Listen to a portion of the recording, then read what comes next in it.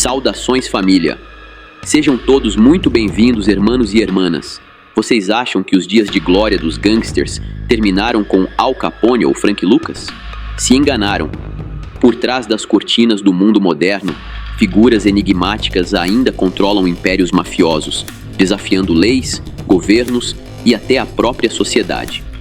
Enquanto você assiste a este vídeo, em algum lugar do mundo, homens estão tomando decisões que podem impactar milhões de pessoas, sem que você perceba. Estamos falando de indivíduos que desafiaram o impossível, sobreviveram a disputas insanas, esquivaram-se de décadas de investigações e até de tentativas de queda. Eles construíram fortunas inimagináveis e consolidaram seu poder enquanto muitos rivais foram deixados para trás, presos ou eliminados. Alguns vivem como reclusos em paraísos escondidos, enquanto outros, surpreendentemente, continuam agindo nas sombras das grandes metrópoles. Mas quem são esses personagens? Como eles conseguiram resistir por tanto tempo em um estilo de vida em que a justiça está sempre à espreita? Hoje, vamos explorar as histórias dos maiores gangsters que ainda estão de pé, e na ativa também. Figuras lendárias que continuam a ser um mistério, mesmo depois de décadas. Cada nome nesta lista carrega uma história que parece ter saído diretamente de um filme, mas é tão real quanto os segredos que eles guardam. E atenção, as histórias que você está prestes a ouvir não são para os fracos. Essas são pessoas que moldaram os Estados Unidos de maneiras que você nunca imaginou, deixando um legado sombrio que ainda ressoa nos dias de hoje. Então, aperte os cintos, se inscrevam no canal, deixem o like e ativem o sino, porque o que vem a seguir é uma viagem ao centro do submundo nos tempos modernos. Bora pro vídeo!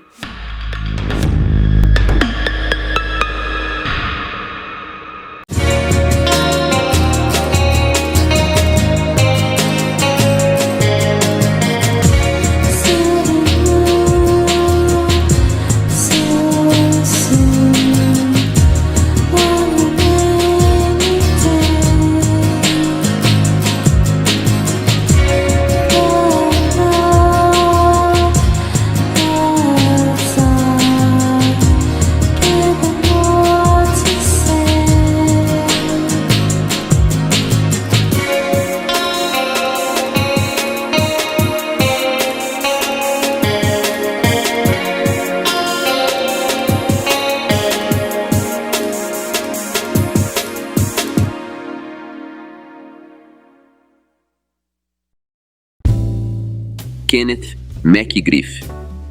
Nas selvas urbanas de Nova York, onde o movimento nunca para, uma figura sombria emergiu no poder. Kenneth Supreme McGriff. McGriff não era apenas mais um gangster qualquer. Ele era o líder da Supreme Team, uma organização baseada no Queens, que dominava o contrabando durante o auge da epidemia de pedra. Mas isso ia muito além de controlar esquinas. McGriff supostamente buscou legitimar sua operação através do hip-hop, lavando dinheiro através de gravadoras como a Murder Inc. Records. Imagine só, a própria música que exaltava as ruas estava, supostamente, sendo financiada pelo dinheiro vindo delas. Porém, o domínio de McGriff sobre seu império não se enfraqueceu nem mesmo com sua prisão. Mesmo atrás das grades, ele era suspeito de continuar exercendo influência, o que revela o quão profundamente essas organizações se enraizam. Seus legados se estendem muito além de suas próprias ações, distorcendo a própria realidade das comunidades que controlam. A música que glorifica o caos pode não ter sido escrita por eles, mas era alimentada pelo dinheiro sujo, em uma tentativa de limpar a imagem ou torná-la mais aceitável. O reinado de Kenneth foi marcado por uma onda implacável. Além do contrabando e da lavagem de dinheiro, sua reputação foi manchada por quedas. Em 2001, ele supostamente pagou $50 mil para eliminar 2 rivais, o que eventualmente lhe rendeu uma sentença de prisão perpétua em 2007. Mas o caos não parou por aí. McGriff também foi ligado à queda do membro do Run DMC, Jam Master Jay, e à tentativa de queda do rapper conhecido como 50 Cent. Essas acusações pintam o retrato de um homem que governava através do medo e da intimidação, deixando um rastro insano em seu caminho. Uma figura de sucesso semelhante é Jamila Davis, mas ao contrário de McGriff, ela não utilizava a intimidação. Davis tinha uma mente afiada para o engano e habilidade para navegar pelos bastidores do poder. Ela construiu um império milionário através de uma rede de mentiras, enganando bancos e investidores com eficiência. Jamila Davis. No início dos anos 2000, Jamila Davis ganhou notoriedade por seu envolvimento em um esquema complexo que desviou milhões por meio de empréstimos fraudulentos e negócios imobiliários falsos. Suas operações se baseavam em uma teia elaborada de mentiras que envolvia documentos falsificados, valores inflacionados de propriedades e cúmplices de alto nível, que a ajudavam a encobrir suas atividades criminosas com uma aura de legitimidade. A escala e a sofisticação de sua fraude surpreenderam as instituições financeiras, e seu nome se tornou reverenciado entre os responsáveis por crimes financeiros de alto escalão. O império de Jamila não foi construído de forma isolada. Ela circulava entre figuras influentes e usava suas conexões para dar credibilidade aos seus esquemas.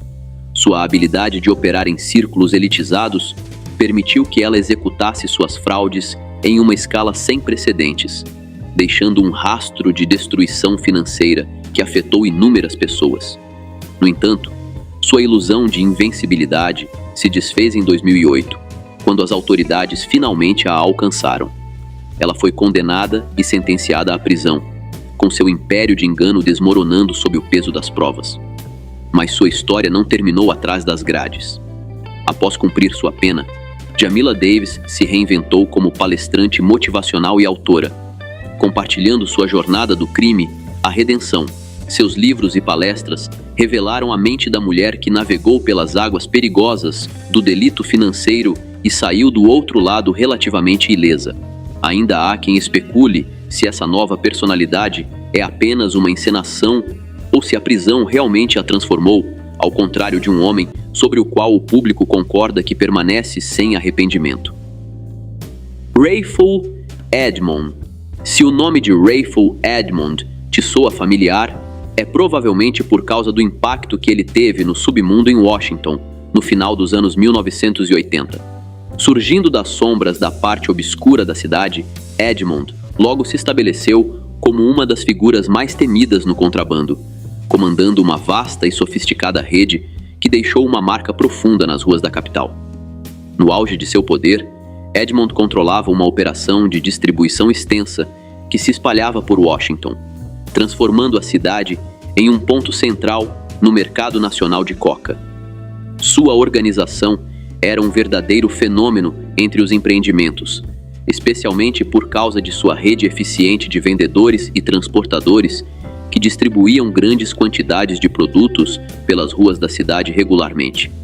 As operações de Edmond não só dominaram o cenário local, mas também abriram portas em outras grandes cidades, expandindo sua influência muito além de Washington.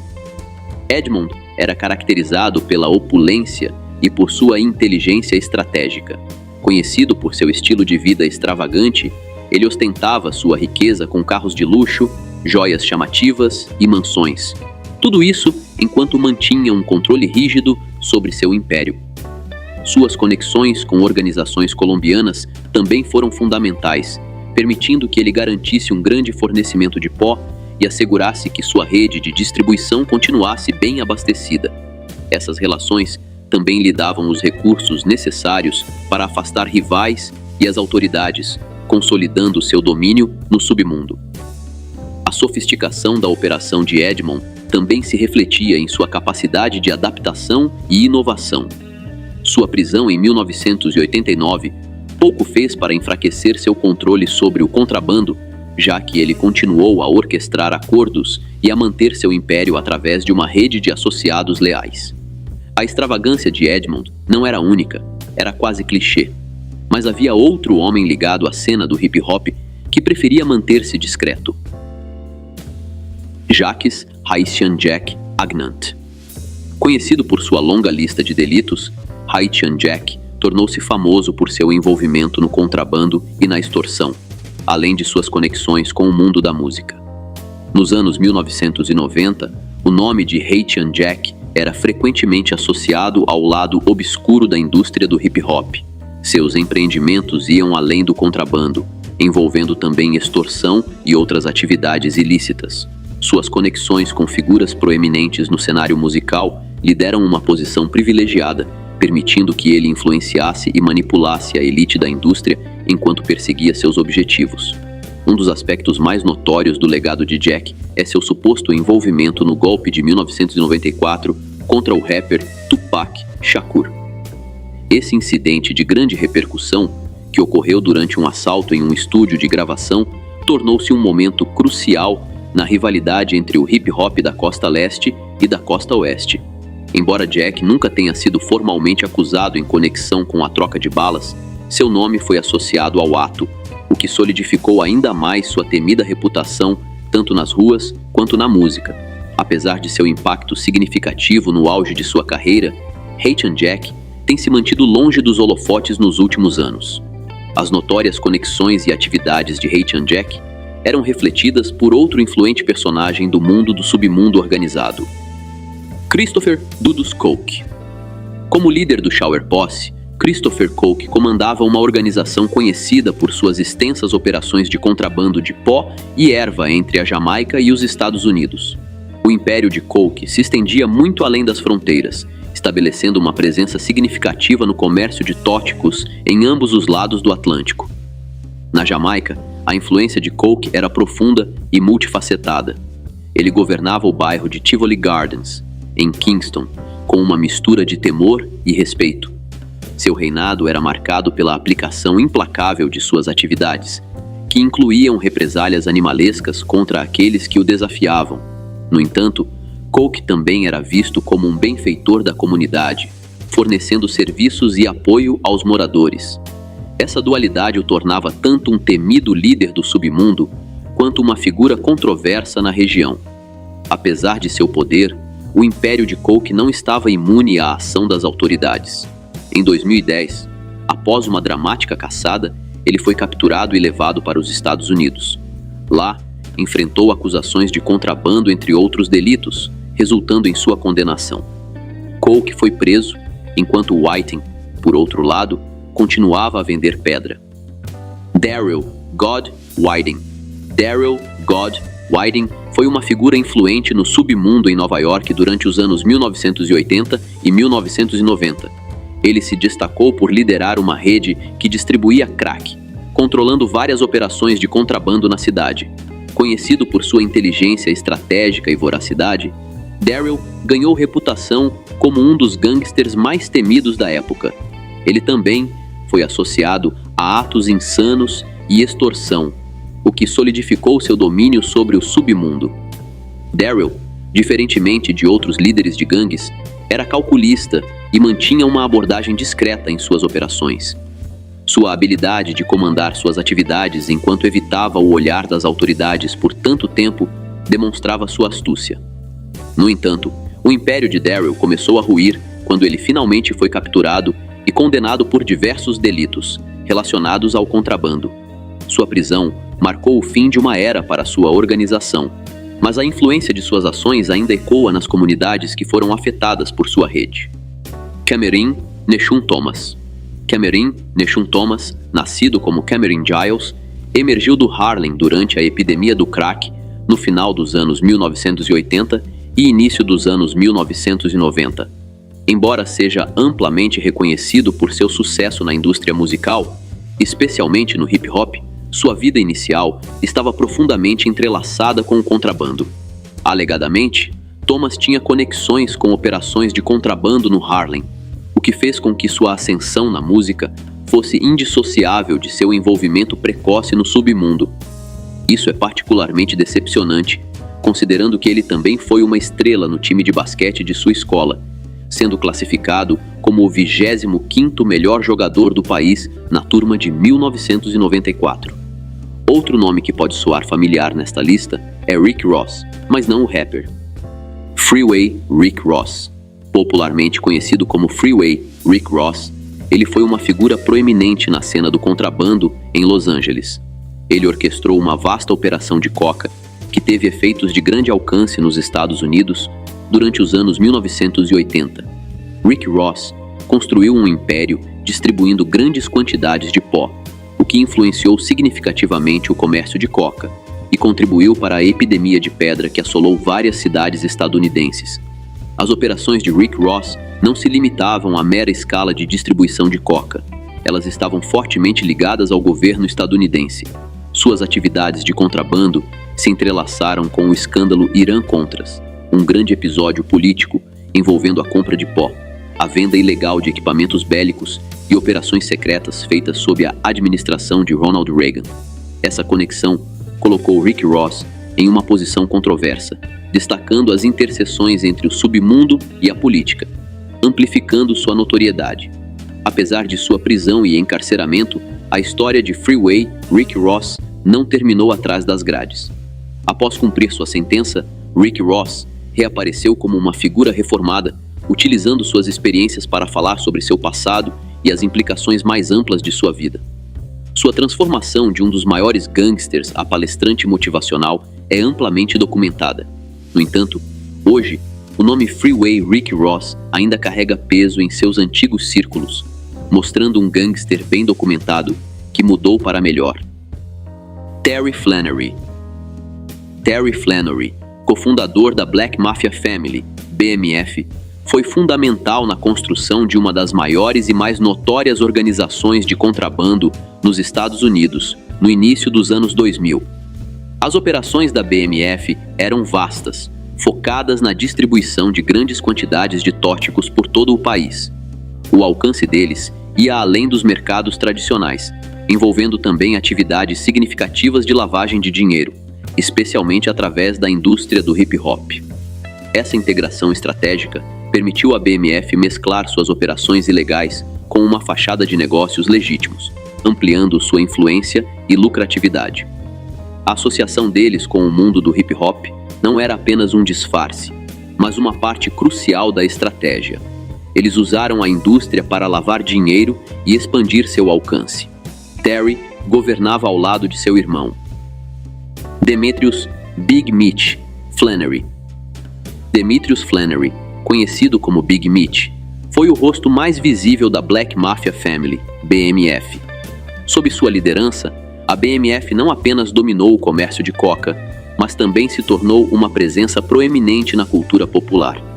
O estilo de vida extravagante de Big Mitch, caracterizado por festas opulentas e conexões de alto nível, foi fundamental para consolidar a imagem da BMF como uma potência e um símbolo de excessos. A habilidade de Demetrius em integrar a BMF na indústria do entretenimento foi um fator chave para o sucesso do grupo. Ao aproveitar suas conexões com celebridades de destaque e investir na indústria musical, ele garantiu que o nome da BMF se tornasse sinônimo de riqueza e influência. Essa estratégia de marketing ajudou a organização a lavar dinheiro de forma eficaz, ao mesmo tempo em que construía uma reputação maior que a vida. Apesar de ter sido condenado à prisão perpétua, dizem que a influência de Big Mitch se estende muito além dos muros da prisão. James "Bimmy" Anthony. James Anthony, também conhecido como Bimmy, foi um ex-membro do Supreme Team, uma das gangues de contrabando mais notórias de Nova York durante a epidemia de pedra. O Supreme Team, liderado por Kenneth Supreme McGriff, era insano por seu controle implacável sobre a distribuição de pó no Queens e seu papel significativo na crise da coca nos anos 1980 e 1990.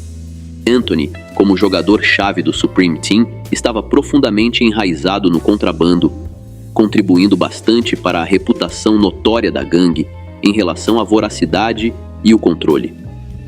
À medida que a epidemia de pedra começou a diminuir, Anthony fez uma mudança significativa em sua carreira, transicionando para a indústria da música. Ele se tornou um gerente, trabalhando com vários artistas e aproveitando suas antigas conexões para avançar no mundo do entretenimento. Embora tenha mudado para a gestão musical, o passado de Anthony, mais do que o de muitos outros como ele, continua a ser uma parte significativa de sua identidade. Lorenzo Fat Cat Nichols. Lorenzo Nichols dominou a cena do submundo no Queens com uma presença imponente e liderou uma das maiores e mais influentes operações de contrabando de coca.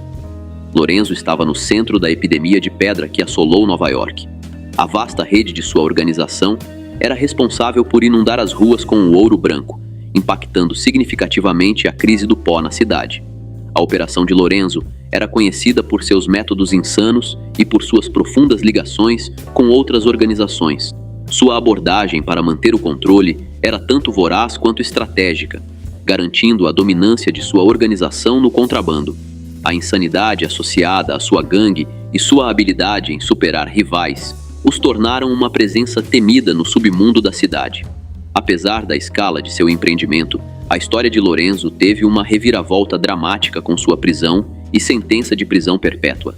Ele foi condenado por acusações sérias, incluindo contrabando e conspiração, e agora cumpre uma sentença de prisão perpétua. Mas você sabe como a história continua.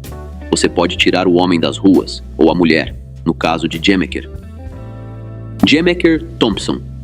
Jemaker Thompson, frequentemente conhecida pelo seu apelido Jimica Thompson, se destacou como uma figura importante no comércio de pedra durante os anos 1980 e início dos anos 1990. A ascensão de Jemaker no contrabando foi facilitada pela sua habilidade em gerenciar uma extensa rede de distribuição de pó.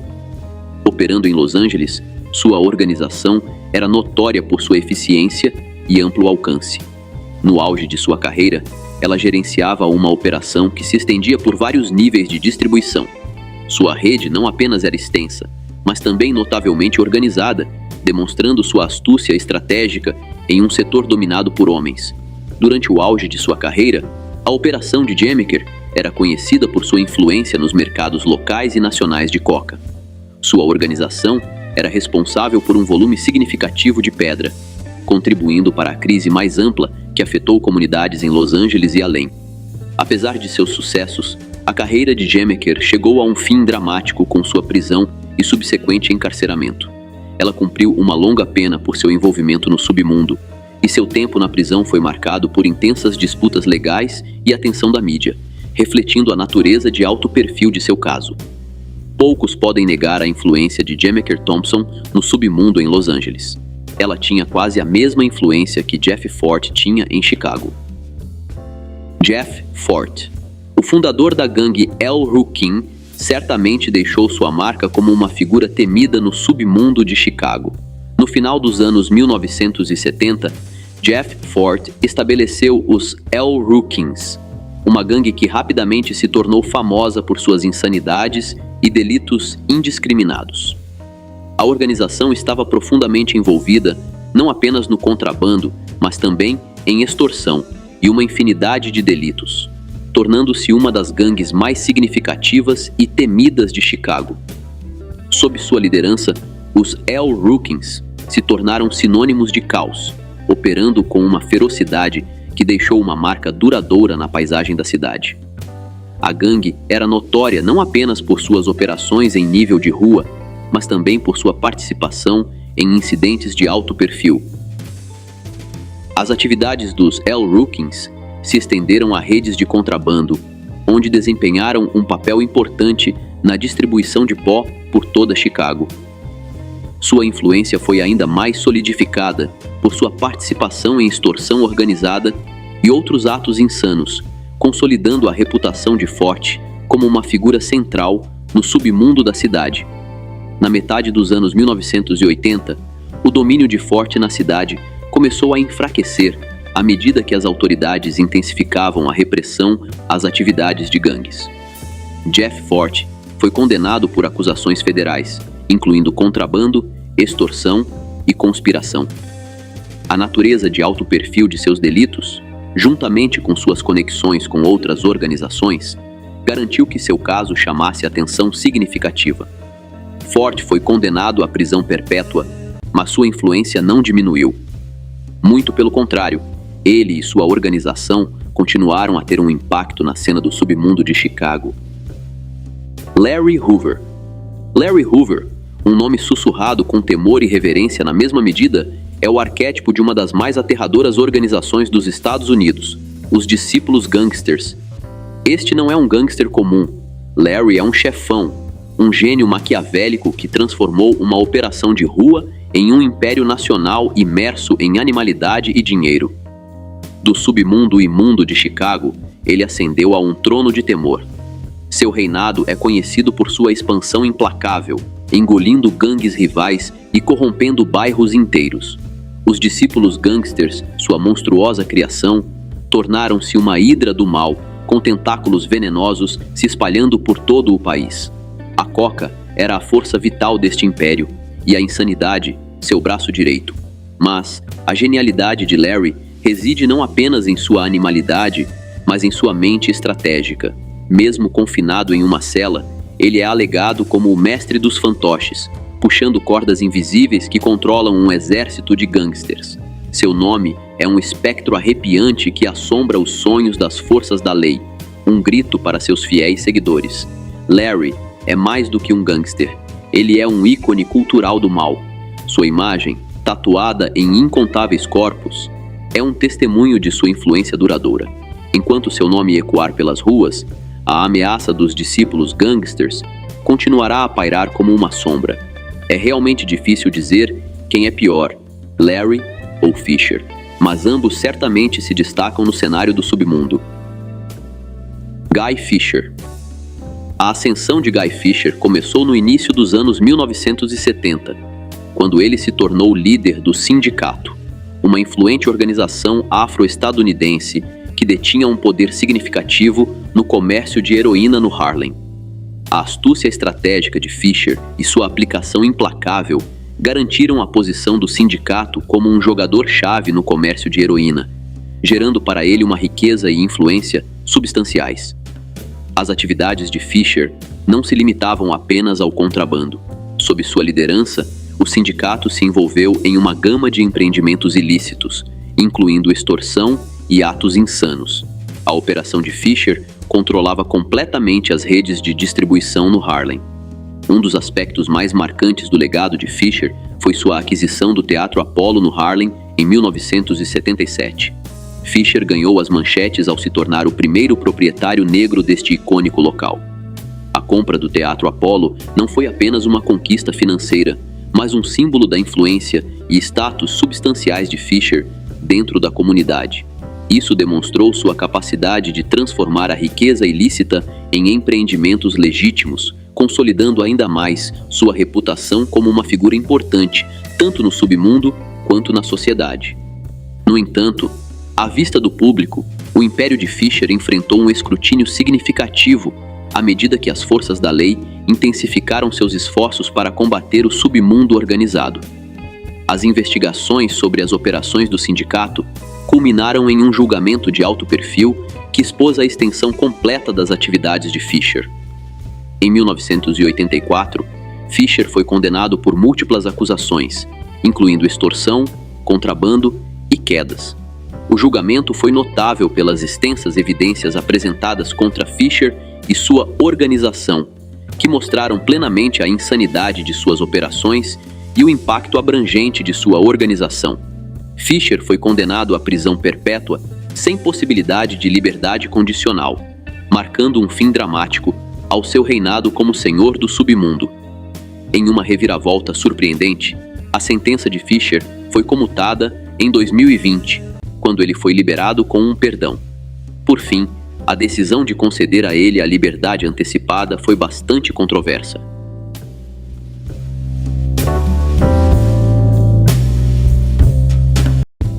Maria Licciardi, carismática, tranquila e implacável, era a madrinha da camorra italiana. Nascida e criada em Secondigliano, um subúrbio de Nápoles, e reduto do clã Licciardi, ela veio de uma família profundamente envolvida na máfia.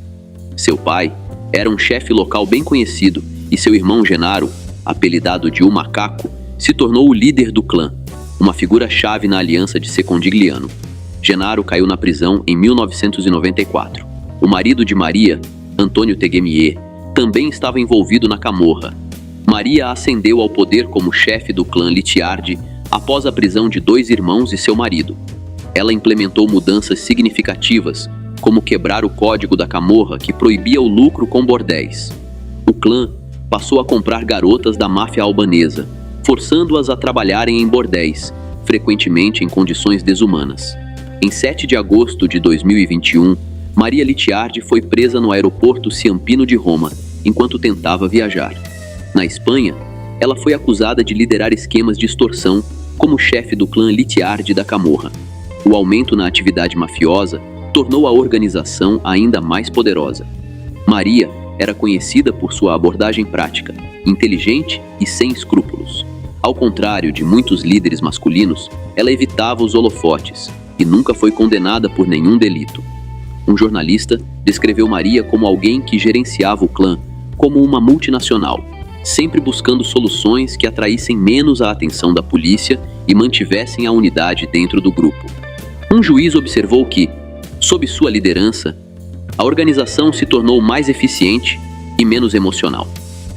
Em janeiro de 2001, Maria Licciardi ordenou a explosão do escritório do juiz Luigi Bobbio para interromper a investigação sobre seu clã. Apesar do aviso, o juiz continuou seu trabalho sob proteção policial, resultando na prisão de mais de 70 membros do clã. Maria já havia escapado da captura diversas vezes, ganhando o apelido de a Pimpinela Escarlate da Itália. Contudo, em 14 de junho de 2001, ela foi finalmente capturada perto de Nápoles, enquanto viajava de carro. Ela não resistiu à prisão e foi encarcerada junto com seu irmão Vincenzo, assumindo a liderança do clã até a prisão dele em 2008. Maria foi liberada da prisão em 2009. Em 7 de agosto de 2021, ela foi novamente presa no aeroporto Ciampino de Roma, tentando viajar para a Espanha. Ela foi acusada de comandar esquemas de extorsão como chefe do clã Licciardi da Camorra. A próxima chefona da máfia é uma mulher elegante, sofisticada e extremamente inteligente. Sandra Ávila Beltrán, conhecida como a Rainha do Pacífico, é uma figura notória no submundo mexicano. Nascida em 16 de outubro de 1960, na Baja Califórnia, México, ela veio de uma família profundamente envolvida no contrabando. Seu pai estava ligado à organização de Guadalajara e seu tio era um importante chefe do submundo. Apesar de ter iniciado seus estudos em comunicação, Sandra apareceu na mídia após um rapto de um de seus filhos, que foi orquestrado por rivais. Suas conexões com os principais capos e a participação de sua família nos negócios ilícitos a impulsionaram rapidamente para o topo da indústria. Sandra era conhecida por seu estilo de vida luxuoso, acumulando uma grande fortuna e vivendo com todo conforto. Contudo, sua ascensão foi marcada por conflitos e traições, o que resultou em várias tentativas de quedas e uma vida de fugas e tretas constantes. Sua prisão veio após o rapto de seu filho, o que levou a uma investigação que revelou seu envolvimento no submundo. Ela foi detida em setembro de 2007 e inicialmente presa na Cidade do México. Embora vivesse em melhores condições do que outras detentas, ela enfrentou sérios desafios legais. Em 2012, foi extraditada para os Estados Unidos sob acusações de contrabando, mas conseguiu fechar um acordo com as autoridades estadunidenses, resultando no arquivamento das acusações relacionadas ao contrabando. Sandra foi deportada de volta ao México em 2013, onde cumpriu uma pena adicional por lavagem de dinheiro. Ela foi liberada da prisão em 2015 e atualmente reside em Guadalajara, México. Agora, vamos contar a história de outra líder mafiosa famosa. Hermínia Giuliano. Hermínia Giuliano, frequentemente conhecida como Celeste, por causa de seus olhos azuis brilhantes. Foi uma figura proeminente na máfia organizada italiana, especialmente dentro do clã Giuliano da Camorra, em Nápoles. Sua influência no submundo durante as décadas de 1990 e 2000 foi significativa, pois ela desempenhou um papel crucial nas operações e na liderança de uma das organizações mais poderosas e influentes da região. Nascida na notória família Hermínia, com fortes raízes na Camorra, especialmente no bairro de Forcella, em Nápoles, Hermínia foi exposta desde cedo ao funcionamento do submundo. O clã Giuliano era conhecido por sua atuação em várias atividades mafiosas, como contrabando, extorsão e agiotagem. Crescendo em um ambiente como esse, Era quase inevitável que Hermínia não se envolvesse profundamente nos negócios ilícitos da família. À medida que foi crescendo, o envolvimento de Hermínia nas atividades do clã se intensificou, especialmente após as prisões de vários membros masculinos do clã Giuliano. Com a prisão de muitos dos líderes masculinos, Hermínia assumiu um papel de liderança, gerenciando e coordenando efetivamente as operações do clã. Suas responsabilidades eram vastas, incluindo o gerenciamento das operações de contrabando, a administração de transações financeiras e a manutenção de alianças com outros clãs da Camorra. Suas habilidades organizacionais, inteligência e capacidade de comandar respeito dentro da organização fizeram dela uma figura essencial para o sucesso contínuo do clã. Sob sua liderança, o clã Giuliano continuou a prosperar e a manter sua influência em Nápoles. No entanto, sua proeminência no submundo também atraiu a atenção das agências de aplicação da lei italianas, no final dos anos 1990 e início dos anos 2000. Essas agências intensificaram seus esforços para desmantelar o clã Giuliano e outras organizações da Camorra.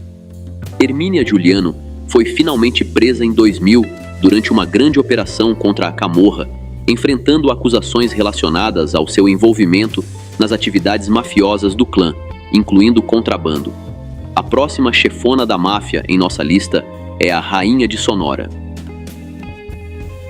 Clara Helena Laborim, Archuleta. Uma rainha da beleza ou uma chefe fria e insana?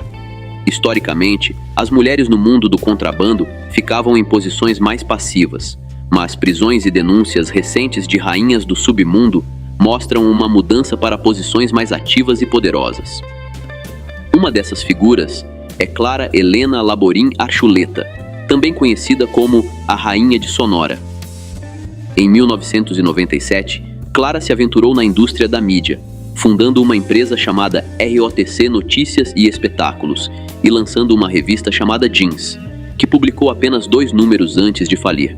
Porém, sua vida tomou um rumo drástico quando ela se envolveu romanticamente com Héctor Beltrán Leiva, um dos principais líderes da organização Beltrán Leiva. Esse relacionamento a envolveu ainda mais profundamente no submundo organizado. Os irmãos Beltrán Leiva, Arturo, Héctor, Alfredo e Carlos eram primos de Joaquim o Bigode e originalmente faziam parte da Federação, uma poderosa aliança de várias organizações do submundo mexicano. Contudo, em 2009, os irmãos Beltrán Leiva se separaram da Federação e formaram sua própria organização. Essa divisão resultou em um conflito insano e contínuo com Sinaloa.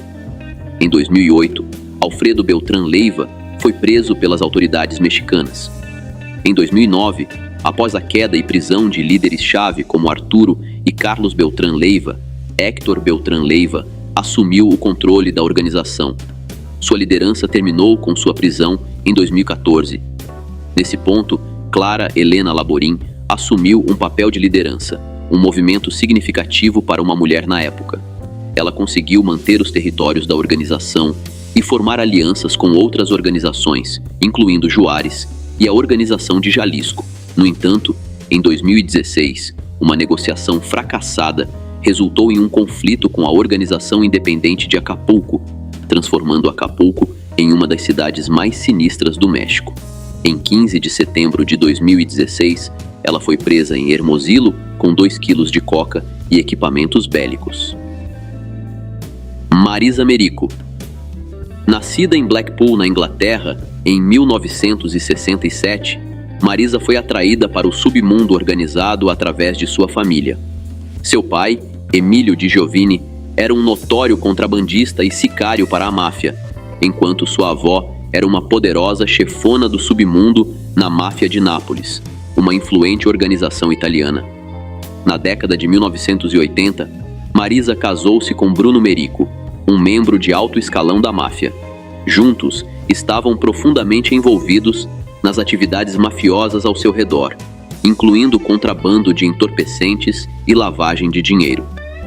Apesar dos perigos, Marisa permaneceu leal ao marido e à vida que levavam, mesmo quando isso os colocou no meio de disputas de gangues e negócios arriscados.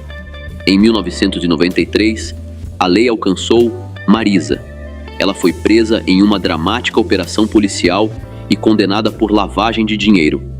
Foi sentenciada a quase 4 anos na prisão em Durham, onde cumpriu pena no infame High Wing, dividindo a cela com algumas das gangsters mais notórias do Reino Unido. Com o passar dos anos, Marisa se distanciou das atividades mafiosas de sua família e buscou construir uma nova vida para si mesma e seus filhos. Após sua liberação, Marisa estava determinada a deixar sua vida antiga para trás. Ela buscou um diploma em criminologia, focando em entender o próprio mundo do qual havia feito parte. Em 2016, a avó de Marisa faleceu, encerrando um capítulo de sua vida marcado por delitos e disputas. Marisa tomou a difícil decisão de visitá-la no leito final, refletindo sobre as complexas emoções e os laços que a haviam ligado ao legado mafioso de sua família. Hoje, Marisa leva uma vida tranquila em Lancashire. Agora, a próxima mulher na nossa lista é uma poderosa figura do submundo. Rafaela Daltério. Implacável, ambiciosa e poderosa, Rafaela Daltério se tornou uma das figuras mais temidas do submundo. Enquanto a Itália comemorava sua vitória na Copa do Mundo de 2006, uma história mais sombria se desenrolava em Nápoles. Um chefe mafioso foi dado de baixa, criando um vácuo de poder rapidamente preenchido por sua esposa, Rafaela. Rafaela cresceu em uma família profundamente enraizada no submundo. Seu pai era uma figura importante em um poderoso clã da Camorra, e desde jovem ela foi imersa nos códigos e condutas da máfia, onde lealdade e poder eram tudo. Na década de 1980, Rafaela casou-se com Nicola Pianesi, um membro em ascensão da Camorra. O que parecia ser uma aliança estratégica para fortalecer o poder de seus clãs, logo se tornaria um marco na história da máfia organizada. Apesar de manter um perfil discreto no início, a vida de Rafaela tomou um rumo dramático quando a Operação Spartacus, uma grande ofensiva policial no início dos anos 2000, mirou seu clã, resultando em inúmeras prisões, incluindo a de seu marido, Nicola. Com o marido fora de cena, ela assumiu o controle de diversas atividades mafiosas, incluindo contrabando e extorsão. Em 2007, seu reinado quase chegou ao fim, quando clãs rivais emboscaram seu comboio em um ataque bem coordenado. Apesar de ser alvejada por balas, Rafaela conseguiu se safar da tentativa de queda, ganhando o apelido de Misha, ou a Grande Gatinha, por sua resiliência. Após o ataque, ela intensificou seus esforços para manter e expandir seu poder. Ela supervisionava grandes redes de contrabando de entorpecentes por toda a Europa e diversificou as operações do clã para negócios legítimos, fazendo seu império mafioso prosperar. No entanto, em junho de 2012, uma gigantesca operação policial resultou na prisão de Rafaela, junto com 65 outros membros de seu clã. Agora, vamos conhecer outra forte líder mafiosa de Palermo. Maria Angela di Trapani. Determinada, estratégica e resiliente, Maria Angela se tornou uma das figuras mais imponentes da Cosa Nostra. Nascida em Palermo, no coração da Sicília, ela cresceu em um ambiente dominado pela máfia, onde rapidamente aprendeu os caminhos do submundo. Casou-se jovem com Salvino Madonia, e essa união foi tanto pessoal quanto estratégica, fortalecendo a rede mafiosa da família. Em 1992, Salvino Madonia foi preso e condenado à prisão perpétua, sob o regime severo 41, que restringe qualquer comunicação com o mundo externo. Diante desse desafio e da ausência do marido, Maria Angela decidiu assumir a liderança. Ela rapidamente tomou o controle do clã, demonstrando habilidades excepcionais de liderança e mantendo as atividades da família, mesmo sob enormes pressões. Seu papel como chefe mafiosa se tornou mais claro em 2008, quando foi presa. Investigações revelaram que ela estava efetivamente comandando o clã enquanto seu marido estava encarcerado. Mesmo após a prisão, Maria Angela conseguiu manter o controle sobre as operações da máfia, utilizando mensagens codificadas e intermediários de confiança para gerenciar as atividades mafiosas. Em 2017, uma grande operação policial resultou na prisão de 25 pessoas ligadas ao clã di Trapani, incluindo Maria Angela. Apesar de várias prisões, ela permaneceu uma força imbatível dentro da máfia, resolvendo conflitos internos e fortalecendo alianças com outros clãs poderosos. Cristina Pinto. Uma madrinha de Nápoles, Cristina Pinto, também conhecida como Lady Camorra, foi uma mulher profundamente envolvida na Camorra, o poderoso sindicato criminoso de Nápoles, na Itália. Ela se tornou uma mulher de confiança dentro da organização, liderando um grupo voraz e implacável. Sua jornada nesse mundo começou quando ela era muito jovem e logo conquistou uma reputação como uma sicária fria e destemida. Cristina era conhecida por liderar expedições punitivas, onde sua missão era punir ou eliminar aqueles que cruzassem o caminho da Camorra.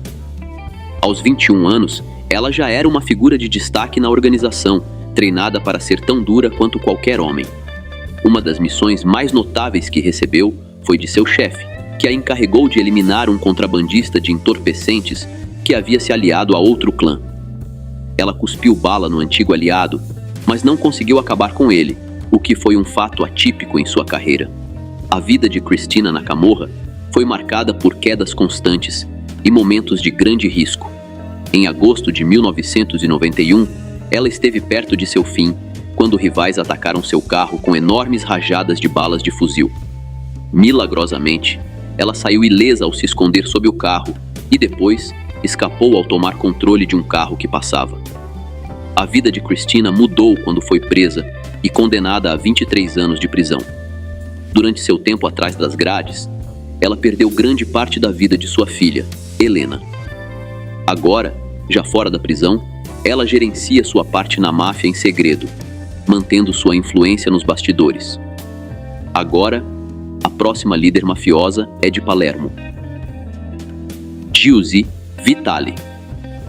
Giusy Vitali nasceu em 16 de agosto de 1967, em Palermo, na Sicília, em uma família profundamente envolvida no submundo organizado.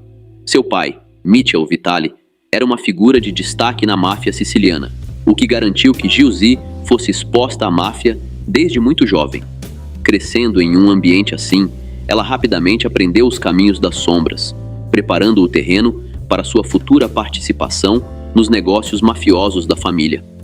Na década de 1990, Giusy Vitali já estava firmemente estabelecida nas operações da família. Suas responsabilidades incluíam supervisionar diversas atividades ilegais, como contrabando, extorsão e outros delitos ligados à máfia. Seu papel foi essencial na gestão dessas operações, e suas habilidades estratégicas excepcionais e seu talento para a liderança foram fundamentais para consolidar o poder da família. A maneira como Giusy lidava com os assuntos da família permitiu que ela subisse rapidamente na hierarquia, tornando-se uma figura influente dentro da máfia. Para manter o controle, uma de suas principais táticas era o uso de força bruta.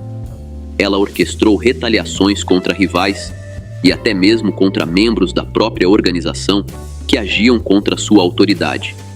Esses atos insanos não eram apenas uma forma de impor disciplina, mas também uma maneira de afirmar seu domínio e intimidar qualquer desafio à sua liderança. Essa abordagem implacável garantiu que sua posição dentro da máfia permanecesse segura e incontestada. Nos anos 2000 e 2010, a influência de Giusy Vitali continuou a crescer. Sua participação na gestão das operações da família se tornou ainda mais significativa, especialmente quando esteve envolvida em vários casos de grande destaque. Apesar da crescente competição e dos conflitos internos dentro do submundo mafioso, a liderança de Giusy a ajudou a manter um controle rígido sobre as atividades da família. No entanto, suas ações não passaram despercebidas pelas autoridades. Giusy enfrentou diversas prisões e batalhas legais ao longo de sua carreira. As acusações contra ela incluíam contrabando, extorsão e outros delitos graves.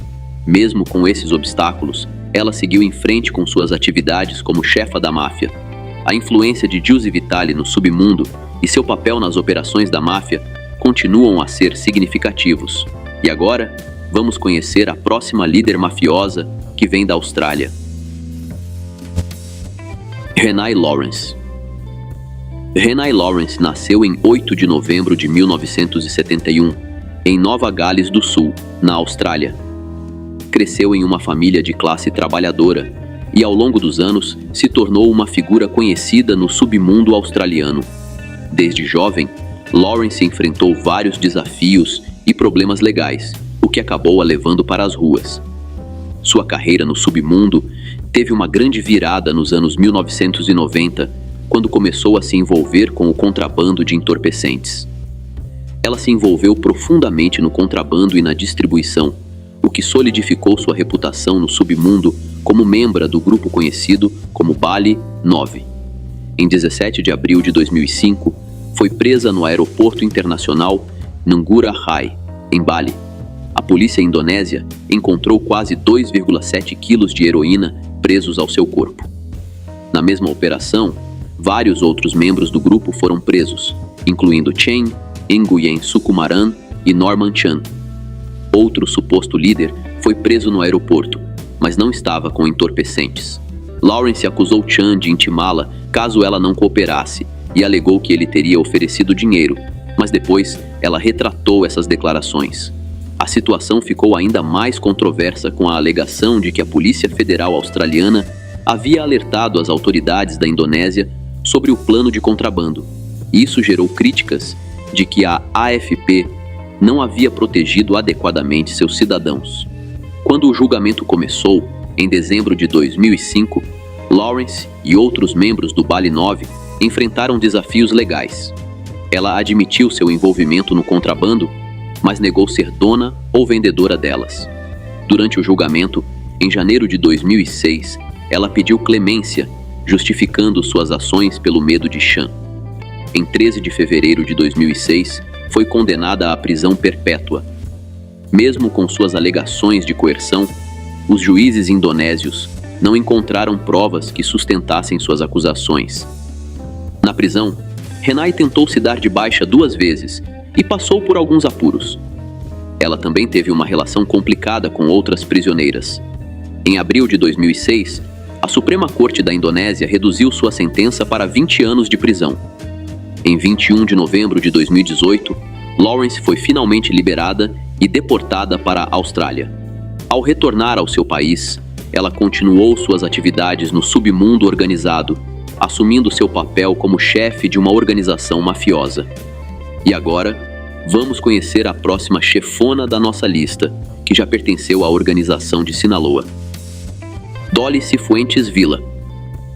Dolly Cifuentes nasceu em 14 de junho de 1964 em Medellín, Colômbia, e é uma contrabandista amplamente conhecida por sua conexão com a organização de Sinaloa, no México. Ela fazia parte do clã Cifuentes Villa, que esteve profundamente envolvido em delitos. Sua família teve um papel significativo no comércio ilícito, e seus irmãos foram figuras-chave nesse império. Francisco Cifuentes foi piloto de Pablo o Patrão e acumulou um patrimônio superior a 200 milhões de dólares. Antes de sua queda, Fernando Cifuentes tinha laços com Cali. Já Jorge Milton Cifuentes foi preso na Venezuela em 2012. Dolly se destacou no contrabando quando foi presa na Colômbia, em 2011, e posteriormente extraditada para os Estados Unidos em agosto de 2012. Em janeiro de 2014, foi condenada a 5 anos de prisão por conspiração para importar e fabricar coca. No entanto, devido a um acordo legal entre a Colômbia e os Estados Unidos, ela cumpriu apenas 2 anos na Colômbia e 3 anos nos Estados Unidos, sendo liberada em 2015 e retornando à Colômbia. Sua conexão com Jaime Alberto Uribe Vélez, irmão do ex-presidente colombiano Álvaro Uribe, trouxe ainda mais notoriedade a Dolly. O relacionamento romântico entre eles, que ocorreu antes da presidência de Álvaro Uribe, atraiu a atenção da mídia, especialmente por Jaime Uribe ter laços com Pablo. Jaime Uribe faleceu em 2001 e ele e Dolly tiveram 2 filhos, Ana Maria Uribe Cifuentes e Daniel Alberto Uribe Cifuentes. Apesar disso, Álvaro Uribe alegou publicamente desconhecer o caso, o que se tornou um aspecto significativo da história de Dolly. Sob a liderança do clã Cifuentes, o grupo contrabandeou mais de 30 toneladas de coca para Sinaloa, começando em 2007. Após sua prisão e extradição, Dolly enfrentou 5 acusações nos Estados Unidos. 4 dessas acusações foram retiradas e ela foi condenada por conspiração para importar e fabricar coca. Após sua liberação em 2015, Dolly voltou à Colômbia e retomou suas atividades obscuras. Agora, vamos até Filadélfia conhecer outra chefona do submundo, Thelma Wright. Rica e elegante, Thelma Wright, também conhecida como a Rainha da Filadélfia, tinha sonhos simples na juventude. Ela apenas queria se casar, ter 2 filhos, uma boa casa, coisas desse tipo. Thelma era uma pessoa mais centrada, discreta e com uma forte formação religiosa e atlética. Ela não veio de um ambiente de pobreza, mas se sentia atraída pelo estilo de vida ostentoso dos gangsters que via em seu bairro. Em 1977, quando estava na casa dos 20 anos, Thelma conheceu seu futuro marido, um dos maiores distribuidores de heroína da cidade, com conexões com a Black Mafia, uma gangue implacável da Filadélfia, conhecida por ser muito ativa no contrabando. O casal teve um filho, Jack, em 1982, mas a tragédia bateu à porta da família em agosto de 1986, quando Jack foi eliminado. Com a queda de seu marido, Thelma teve uma escolha: recomeçar uma vida reta e honesta ou assumir os negócios da família. Com o gosto pelo sucesso e a tentação do dinheiro fácil, ela começou a transportar coca e heroína entre Los Angeles e Filadélfia. Inicialmente, Thelma trabalhou com jogos de azar antes de se envolver diretamente com o contrabando. Ela era estratégica e inteligente, aprendendo a lucrar com entorpecentes, cortando e revendendo-os com altas margens de lucro. Embora andasse com seguranças, Thelma tinha conexões para garantir sua proteção. Ela expandiu suas operações de contrabando e até formou parceria com outros gangsters. Ela quase teve seu fim durante uma troca de balas em um clube, onde também viu seu parceiro ser preso. Thelma governava seu império com organização e um método sistemático, estabelecendo seu nome no submundo da Filadélfia. Agora, vamos falar sobre a próxima chefa da nossa lista, uma guatemalteca. Marlory Chacon Rossell, frequentemente chamada de Rainha do Sul, é uma empresária guatemalteca e uma das mais notórias chefas de máfia da América Central. Nascida na Guatemala, pouco se sabe sobre sua vida antes de se envolver no contrabando. No início dos anos 2000, ela entrou para o comércio ilícito e rapidamente ascendeu nas fileiras devido ao seu faro para negócios e conexões com organizações poderosas. Ao contrário de muitas outras figuras do contrabando, Marlory era conhecida por manter um perfil discreto, o que ajudou a escapar da polícia por anos. Quando chegou ao poder, sua operação era responsável por contrabandear grandes quantidades de coca para os Estados Unidos. Ela usava seus negócios legítimos, incluindo uma cadeia de boutiques de luxo, para lavar o dinheiro de suas atividades obscuras. Sua influência era tão grande que ela se tornou uma figura-chave no comércio de entorpecentes em diversos países. Em 2012, Marlory foi presa pelas autoridades guatemaltecas durante uma grande operação na região. Em 2014, foi extraditada para os Estados Unidos, onde enfrentou diversas acusações. Seu julgamento revelou a magnitude de suas operações e suas conexões com outras figuras notórias do submundo. Em uma reviravolta surpreendente, Marlory cooperou com as autoridades, fornecendo informações valiosas sobre as entranhas de sua rede e as ligações entre as diferentes organizações. Essa cooperação resultou em uma sentença reduzida e, em 2015, ela foi condenada a 12 anos de prisão. Após sua liberação, Marlory retomou suas atividades na máfia, mantendo sua posição no submundo. Agora, a última chefona do submundo da nossa lista vem da Flórida. Charmaine Suzette Roman. Charmaine Suzette Roman, nascida em 4 de julho de 1971, na Jamaica, cresceu em um bairro difícil em Central Village, no distrito de St. Catherine Parish. Em busca de uma vida melhor, ela se mudou para os Estados Unidos, mas sua jornada tomou um rumo surpreendente. Roman se tornou a líder de um dos maiores esquemas de contrabando de erva do sul da Flórida, uma história que mistura delitos, luxos e uma vida dupla. Em sua vida em Flórida, Roman levava uma rotina de luxo, dirigindo um Land Rover, morando em um condomínio chique e apostando frequentemente. Ela parecia ser uma avó típica, rica e tranquila, cuidando de seu neto e aproveitando a vida. No entanto, por trás dessa imagem, havia uma realidade muito diferente. Secretamente, Roman gerenciava uma operação de contrabando no valor de milhões de dólares. As autoridades a monitoravam desde 2006, suspeitando de seu envolvimento no contrabando. Ela estava no comando das finanças da gangue, lavando milhões de dólares através do Wind Casino em Las Vegas, enquanto pagava uma fração dos impostos devidos. Roman também tinha o hábito de ganhar grandes prêmios em bilhetes de raspadinha, arrecadando 187 mil dólares entre 2009 e 2012. Mas isso era apenas um passatempo. O verdadeiro dinheiro vinha de seus negócios ilícitos. Em setembro de 2013, após anos de vigilância, Roman foi presa durante uma operação policial chamada Operação Warehouse 13. As autoridades apreenderam mais de 1 tonelada de erva, 200 mil dólares em dinheiro, 15 pistolas e vários carros. Por fim, ela foi de uma vida humilde para liderar um grande império do submundo, misturando uma vida aparentemente normal com uma realidade secreta e implacável.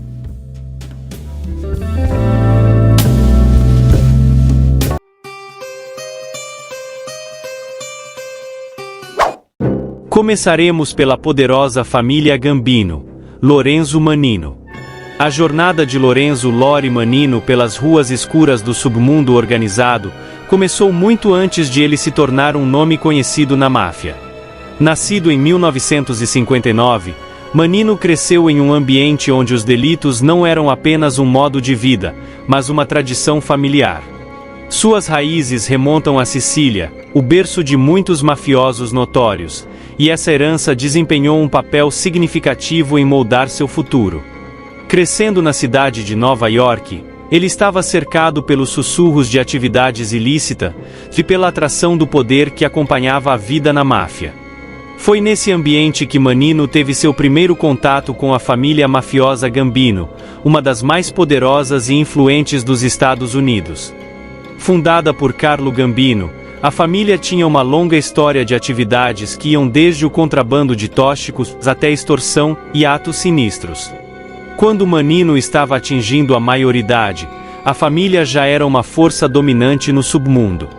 Mas foi durante as décadas de 1970 e 1980 que Mannino começou sua ascensão nas fileiras da família. A ascensão de Mannino dentro da família Gambino não foi por acaso, mas resultado de sua astúcia, voracidade e mente estratégica. Ele começou como um associado de baixo nível, realizando diversas tarefas para a família. Essas tarefas variavam desde pequenos recados até atividades mais sérias, como a cobrança de dívidas e a imposição da vontade da família. Mannino rapidamente se mostrou um agente confiável e eficiente, ganhando a confiança e o respeito de seus superiores. Um dos principais mentores na carreira inicial de Mannino foi John Gambino, um poderoso capo dentro da família. John Gambino reconheceu o potencial de Mannino e o acolheu, orientando sua ascensão nas fileiras. Sob a tutela de John Gambino, Mannino aprendeu as complexidades das operações da família, além da importância da lealdade e da discrição. No início dos anos 1980, Mannino já havia se estabelecido como uma figura formidável dentro da família Gambino. Sua reputação de frieza e eficiência cresceu, e ele começou a assumir papéis mais significativos dentro da organização. Um de seus primeiros feitos notáveis foi seu envolvimento nas operações de contrabando da família. Apesar da posição oficial da família Gambino contra o contrabando de tóxicos, muitos membros, incluindo Mannino, estavam profundamente envolvidos nesse comércio extremamente lucrativo. O envolvimento de Mannino no contrabando o colocou em contato com outras figuras poderosas dentro da máfia, solidificando ainda mais sua posição na família Gambino. Sua capacidade de navegar pelo perigoso mundo do contrabando, sem atrair atenção indevida das autoridades, era um testemunho de sua mente estratégica e planejamento cuidadoso. De um poderoso capo na família Gambino, Manino eventualmente se tornou o chefe em exercício da família. Ele supervisionava diversas operações e comandava a lealdade de inúmeros associados. Essas operações incluíam o contrabando, atividades no setor de trabalho e construção, extorsão e agiotagem, abrangendo a cidade de Nova York, Nova Jersey e Flórida. Essas atividades eram o sustento da família Gambino, garantindo um fluxo constante de renda e mantendo a influência da família sobre diversos negócios e indivíduos. A capacidade de Manino de gerenciar essas operações de forma eficiente e eficaz lhe rendeu o respeito de seus colegas e o medo daqueles que ousavam desafiá-lo. Agora, falaremos da família Genovese, Libório Bellomo. Libório Salvatore Bellomo nasceu em 8 de janeiro de 1957, em uma família profundamente envolvida no submundo organizado. Seu pai, Salvatore Bellomo, era um soldado da família Genovese e tinha laços estreitos com Anthony "Fat Tony" Salerno, uma das figuras mais influentes da máfia. Essa conexão preparou o caminho para o futuro de Bellomo no submundo, sendo preparado desde jovem para seguir os passos de seu pai. A vida de Bellomo desde cedo foi marcada pela influência das atividades mafiosas de sua família, crescendo em um ambiente onde lealdade e sigilo eram fundamentais. Ele rapidamente aprendeu os meandros da máfia, e seu primo de segundo grau, Libório Thomas Bellomo, também era associado à família Genovese. Os laços familiares próximos entre eles frequentemente causavam confusão entre as autoridades. Essa confusão era tão profunda que, em 1997, Libório Thomas Bellomo jurou em um depoimento que era culpado de acusações federais no lugar de Libório Bellomo, destacando a complexa teia de enganos que cercava suas identidades. Em 1977, aos 20 anos, Bellomo foi iniciado na máfia, tornando-se membro da 116 CRIO sob a liderança de Saverio "Sammy Black" Santora. Essa iniciação marcou o começo de sua ascensão dentro da família Genovese. Seus primeiros anos na máfia foram caracterizados por uma série de movimentos estratégicos e alianças que demonstraram sua astúcia e ambição. Em 1990, a reputação de Bellomo dentro da máfia havia crescido significativamente. Kenneth McCabe, um investigador da máfia organizada para o escritório do Procurador dos Estados Unidos em Manhattan, identificou Bellomo como o chefe em exercício da família Genovese após a acusação de Vincent Gigante no infame caso das janelas. Este caso envolveu um esquema massivo para controlar a instalação de janelas em prédios da cidade de Nova York, gerando milhões de dólares para a máfia. O envolvimento de Bellomo em operações tão arriscadas demonstrou sua mente estratégica e eficiência implacável. No entanto, a ascensão de Bellomo ao poder não foi sem desafios. Em 11 de junho de 1996, ele foi acusado com base na Lei Rico, de organizações influenciadas por práticas corruptas, incluindo as quedas dos mafiosos Ralph Di Simone e Anthony Di Lorenzo. Di Simone foi encontrado com 5 balas no porta-malas de seu carro no aeroporto LaGuardia, enquanto Di Lorenzo foi descoberto caído em seu quintal em West New York, Nova Jersey. Ambos os homens eram suspeitos de serem informantes do governo, um erro fatal no mundo da máfia. Apesar da gravidade dessas acusações, os advogados de Bellomo alegaram que ele passou por 2 testes de polígrafo, negando qualquer envolvimento nas quedas. O FBI chegou a raspar sua cabeça, procurando evidências de que ele teria usado lítio para enganar as máquinas de polígrafo. Em uma reviravolta dramática, os promotores retiraram as acusações de quedas em fevereiro de 1997, oferecendo a Bellomo um acordo judicial por extorsão. Ele aceitou, e foi condenado a 10 anos de prisão. O tempo de Bellomo atrás das grades fez pouco para diminuir sua influência. Em julho de 2001, ele foi novamente acusado, desta vez por lavagem de dinheiro, relacionada ao controle da família Genovese sobre a Associação Internacional de Estivadores, conhecida como ILA. Ele foi acusado de esconder dinheiro roubado do fundo de pensão da ILA, se envolvendo ainda mais na teia do submundo organizado. Bellomo se declarou culpado de acusações menores, adiando sua libertação até 2004. A eventual libertação de Bellomo da prisão em 1º de dezembro de 2008 marcou um novo capítulo em sua carreira como chefe. Apesar de sua prisão, ele manteve um poder significativo dentro da família Genovese, continuando a tomar decisões e supervisionar operações nos Estados Unidos. Agora, falaremos da família Buffalo, Joseph Big Joe Todaro Jr. Nascido em meados da década de 1940, filho de Joseph Todaro e Josephine Santa Morro. Crescendo em Buffalo, Nova York, Todaro Jr. foi imerso em um mundo onde a família e os negócios estavam profundamente entrelaçados. Seu pai, Joseph Todaro, era uma figura conhecida na comunidade, não apenas por seus negócios, mas também por seus supostos laços com a máfia estadunidense. Em 1957, Joseph Todaro fundou a Lenovo Pizzeria, uma pequena pizzaria que eventualmente se tornaria uma instituição amada em Buffalo e na região oeste de Nova York. Quando jovem, Todaro Jr. passou inúmeras horas na pizzaria, aprendendo os segredos do negócio da família e desenvolvendo um forte senso de empreendedorismo. Quando atingiu a idade adulta, Joseph Todaro Jr. já era uma parte integral das operações da Lenovo Pizzeria. Sua habilidade nos negócios e dedicação ajudaram a pizzaria a crescer de um favorito local para uma potência regional, conhecida por suas deliciosas pizzas e asas de frango. Mas, à medida que o sucesso da pizzaria crescia, também aumentavam os rumores sobre o suposto envolvimento da família Todaro no submundo organizado. A ascensão de Joseph Todaro Jr. no mundo dos negócios foi acompanhada por sua suposta ascensão dentro da família mafiosa de Buffalo. Os Todaro foram por muito tempo suspeitos de ocupar posições de liderança na máfia estadunidense, um mundo sombrio de atividades ilícitas que incluíam extorsão trabalhista, apostas ilegais, agiotagem e contrabando de tóxicos. Apesar dessas acusações, tanto Todaro pai quanto Todaro Jr. negaram consistentemente qualquer envolvimento com a máfia organizada.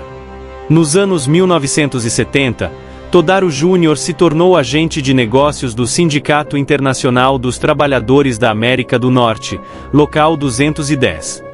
Esta posição o colocou no coração do movimento trabalhista em Buffalo, mas também atraiu a atenção das autoridades. Em 1976, Todaro Jr. foi acusado de envolvimento em um plano fracassado para dar de baixa em Faust Novino, uma figura local com laços no submundo. Segundo o testemunho de Novino, a emboscada foi orquestrada por seu associado Louis Pisa e envolveu vários homens, incluindo Todaro Jr. Embora nunca tenha sido condenado, o incidente em 1976 marcou um ponto de virada na vida de Todaro Jr., solidificando sua reputação como um jogador-chave na família de Buffalo. Em 1984, Todaro Jr. supostamente se tornou o subchefe da família, seguindo a ascensão de seu pai ao papel de chefe após a aposentadoria de Samuel Sandé Farmer Frangiamore. O interesse do FBI na família Todaro se intensificou no final dos anos 1980. Em 1989, uma declaração do FBI identificou Joseph Todaro pai e Joseph Todaro Jr. como os líderes de uma família mafiosa de Buffalo com 45 membros. A declaração alegava que os Todaro controlavam várias atividades no submundo, incluindo extorsão trabalhista, apostas ilegais, agiotagem e todo tipo de contrabando. Também sugeria que Todaro Jr. estava dirigindo a família mafiosa, enquanto seu pai estava em semi-aposentadoria, dividindo seu tempo entre suas casas em Tonawanda e na Flórida. A investigação do FBI revelou uma complexa rede de atividades e delitos supostamente supervisionadas pelos Todaro. Leonard Falzoni foi identificado como responsável por uma operação local de agiotagem, enquanto os irmãos Vitor e Daniel Sansanese eram apontados como os controladores das apostas ilegais para a família. Apesar dos esforços do FBI, incluindo a instalação de escutas no carro de Falzoni, que pertencia ao sindicato, em 1988, Eles não conseguiram reunir provas suficientes para ligar diretamente os Todaro ao caso de jogos de azar ilegais. Durante esses anos turbulentos, a Lenovo Pizzeria continuou a prosperar. A crescente popularidade da pizzaria forneceu uma fachada legítima para as supostas atividades mafiosas da família Todaro. A habilidade de Joseph Todaro Jr. em equilibrar seus empreendimentos comerciais com seu suposto papel na máfia mostrou sua astúcia e capacidade de adaptação. Apesar das acusações e batalhas legais, Joseph Todaro Jr. sempre manteve uma forte presença familiar. Ele se casou com Carol Cook e teve 2 filhos, Joseph Todaro e Carla, que mais tarde se casou com Salvatore Pantano. O forte laço familiar dos Todaro e o sucesso nos negócios da pizzaria tem sido uma fonte de orgulho, mesmo enquanto enfrentavam o crescente escrutínio das autoridades. Agora, vamos à família da Filadélfia. Joey Merlino. Joey Merlino, nascido Joseph Salvatore Merlino em 13 de março de 1962, na Filadélfia, Pensilvânia, parecia destinado a uma vida entrelaçada com o submundo. Criado no sul da Filadélfia e em Ventnor City, Nova Jersey, Merlino veio de uma família profundamente envolvida no submundo organizado. Seu pai, Salvatore Chuck Merlino, serviu como subchefe da família da Filadélfia, uma posição que teria uma influência significativa no caminho que Joey seguiria. Desde jovem, Joey foi exposto às duras realidades da vida na máfia. Seu pai era dono e operava o 9M Bar em Southwark, que o notório mafioso Nick Scarfo usava o lugar como centro para suas atividades mafiosas, durante sua tentativa de se tornar o novo chefe da família da Filadélfia. Esse ambiente proporcionou a Joey uma visão privilegiada dos bastidores do submundo organizado e das disputas de poder que o acompanhavam. Os primeiros anos de Joey foram marcados por delitos e atividades mafiosas. Em agosto de 1982, aos 20 anos, ele e Salvatore Scafidi, filho do agiota Gaetano Scafidi, tentaram dar de baixa em 2 clientes no restaurante Lido, em Atlantic City.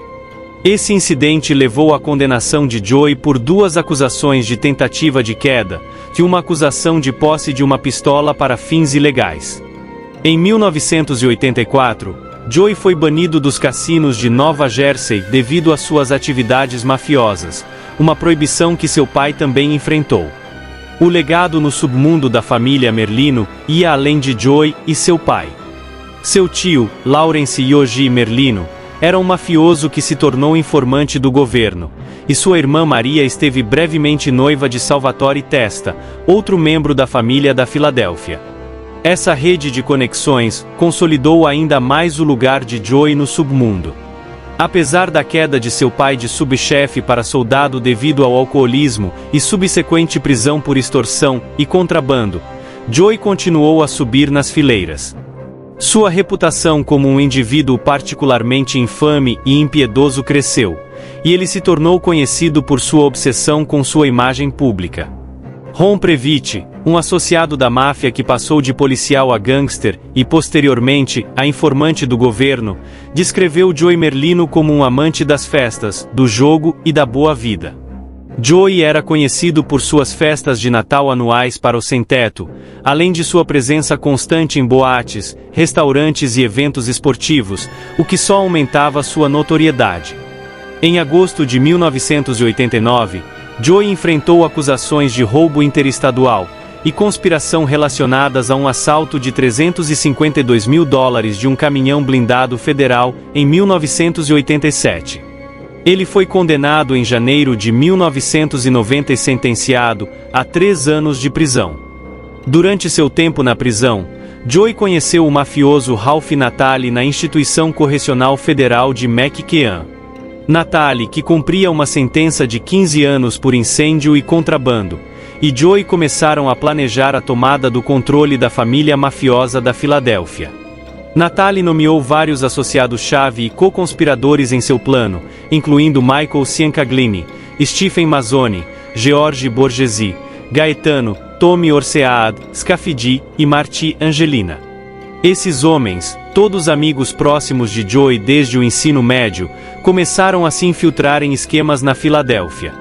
Quando John Stanfa emergiu como o novo líder da família de Filadélfia em 1991, Joey e seu grupo, apelidados de os Jovens Turcos pela imprensa, se rebelaram abertamente contra ele. O conflito entre Joey e Stanfa escalou para uma disputa insana na máfia. Em 29 de janeiro de 1992, os Jovens Turcos fizeram seu primeiro ataque com a queda de Félix Poqueno. Joey foi libertado da prisão em abril de 1992, e em uma tentativa de conter o caos, Stanfa oficialmente induziu Joey e seu melhor amigo, Michael Ciancaglini, na família. No entanto, esse ato de diplomacia foi breve, e em 1993, uma treta gigante eclodiu entre Stanfa e Joey. Em 5 de agosto de 1993, Joey sobreviveu a uma tentativa de queda após ser atingido por uma chuva de balas, ato que foi feito por 2 homens de Stanfa, levando 4 balas na perna e nas nádegas.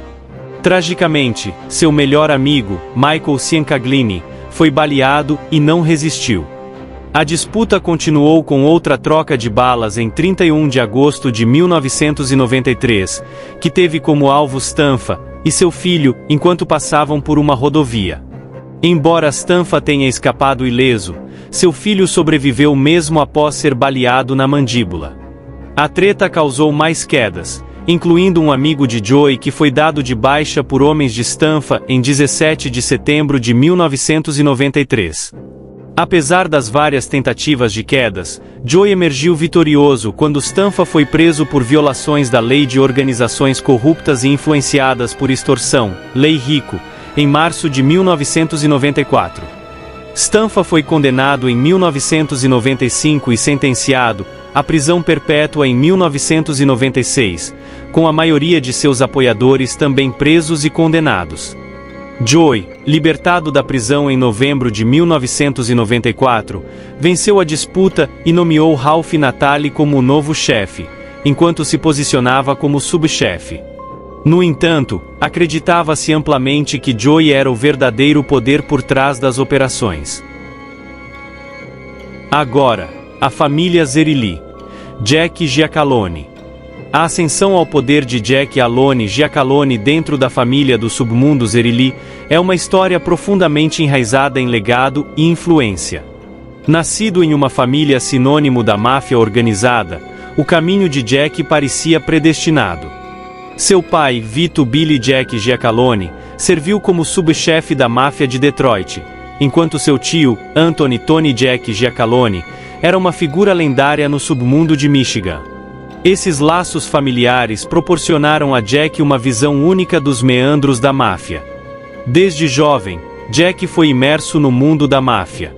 Seu pai e tio foram fundamentais na formação da máfia de Detroit, conhecidos por sua impiedade e conhecimento estratégico.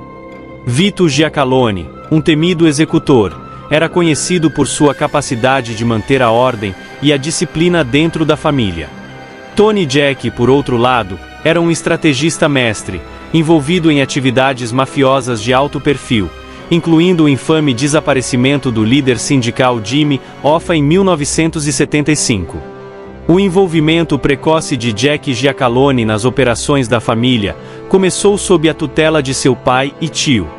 Ele rapidamente se provou um membro capaz e leal da organização. Nos anos 1990, Giacalone ascendeu à posição de chefe das ruas, um papel que o colocou no comando das operações diárias da família. Esta posição permitiu-lhe demonstrar suas habilidades de liderança e pensamento estratégico, ganhando o respeito e a lealdade de seus pares. O ponto de virada na carreira de Giacalone veio em 2012, quando Giacomo Blackjack Tocco, o chefe de longa data da máfia de Detroit, o nomeou chefe interino. Tocco, que liderou a família por mais de 3 décadas e meia, estava se preparando para sua aposentadoria e via Giacalone como o sucessor natural. Esta nomeação foi um testemunho das capacidades de Jack e da confiança que Tocco depositava nele. Em 2014, Giacalone assumiu oficialmente como chefe da família Zerilli após a aposentadoria de Tocco, marcando uma nova era para a máfia de Detroit, com Jack Alone no comando.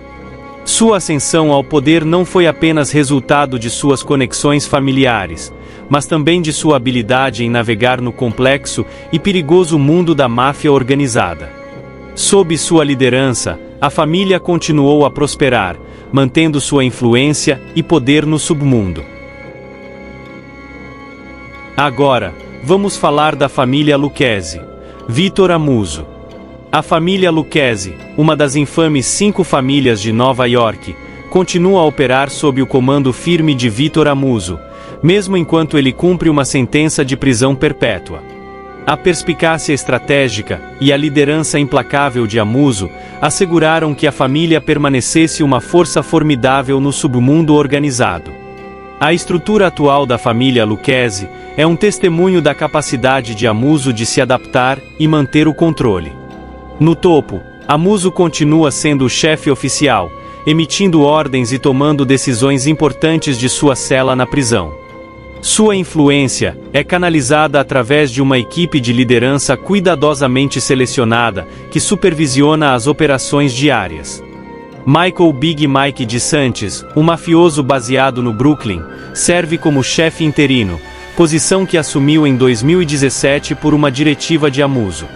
A nomeação de DeSantis marcou uma mudança significativa na dinâmica de poder da família, movendo o centro de poder de volta para o Brooklyn.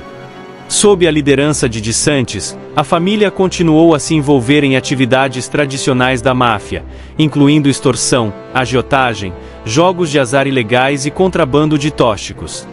Apoiando DeSantis como braço direito, está Patty Red DeLorusso, que ocupa o cargo de subchefe interino. O papel de DeLorusso é crucial para manter as operações da família, garantindo que as ordens de Amuso sejam executadas de forma eficiente. A posição de consigliere, o conselheiro e mediador da família, é ocupada por Andrew DeSimone, um mafioso baseado no Bronx. O papel de DeSimone envolve resolver disputas dentro da família e fornecer conselhos à liderança. A família Lucchese opera através de uma rede de grupos, cada um responsável por territórios específicos e empreendimentos mafiosos. Esses grupos estão espalhados pelo Bronx, Long Island, Manhattan, Nova Jersey e Staten Island, garantindo que a influência da família se estenda por toda a região. Cada grupo é liderado por um capo que se reporta diretamente ao chefe interino e ao subchefe, mantendo uma estrutura hierárquica que facilita a operação e o controle eficientes. As atividades conhecidas da família Lucchese atualmente incluem esquemas de extorsão direcionados a negócios locais, operações de agiotagem que atacam aqueles em dificuldade financeira e centros de jogos de azar ilegais que geram receita significativa. A família também permanece envolvida no contrabando de tóxicos, aproveitando sua extensa rede para distribuir entorpecentes pela região. O setor de construção e o controle sindical continuam sendo empreendimentos lucrativos, com a família exercendo influência sobre sindicatos para garantir contratos e propinas. Apesar dos desafios impostos pela aplicação da lei e dos conflitos internos, a família Lucchese conseguiu se adaptar e prosperar sob a liderança de Amuso. Sua capacidade de orquestrar operações a partir da prisão, nomear leais para posições-chave e manter uma estrutura coesa garantiu a continuidade da dominância da família no mundo do submundo organizado. O estado atual da família Lucchese é um testemunho da influência duradoura e da brilhante estratégia de Amuso, tornando um dos chefes de máfia mais formidáveis atualmente ativos nos Estados Unidos.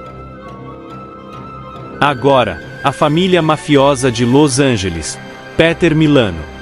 Peter John Milano nasceu em 22 de dezembro de 1925, em Cleveland, Ohio. Seu pai, Anthony Milano, foi uma figura importante na família de Cleveland, servindo como subchefe de 1930 até sua aposentadoria em 1976. A família Milano não era estranha ao submundo mafioso, com o tio de Peter, Frank Milano, sendo o chefe da família de Cleveland e membro da comissão original de 1931, até que fugiu do país em 1935 para evitar acusações de evasão fiscal. Crescer em um ambiente assim destinava Peter Milano a seguir os passos de sua família. A mudança da família Milano para Beverly Hills, na Califórnia, no final dos anos 1930 ou início dos anos 1940, quando Peter ainda era adolescente, marcou o início da jornada de Peter no submundo organizado. Após se formar no ensino médio, Peter Milano não perdeu tempo em se envolver nas atividades mafiosas ao seu redor. Ele se envolveu com o sindicato de Mickey Cohen, um grupo notório conhecido por suas operações de jogos de azar ilegais.